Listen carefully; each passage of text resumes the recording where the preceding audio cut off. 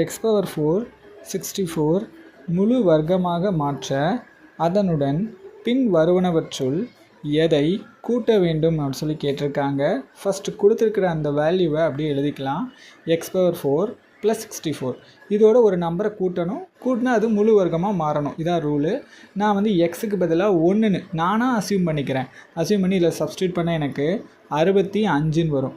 இப்போ இந்த 65ஓட ஏதோ ஒரு நம்பரை கூட்டினா அது முழு வர்க்கமாக மாறணும். இப்போது எல்லா ஆப்ஷன்லேயும் நான் என்ன பண்ண போகிறேன், எக்ஸுக்கு பதிலாக 1ன்னு சப்ஸ்டியூட் பண்ண போகிறேன்.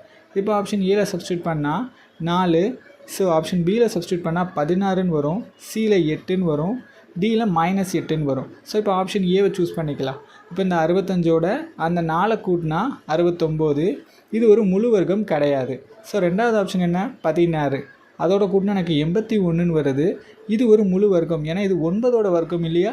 ஸோ அப்போ ஆப்ஷன்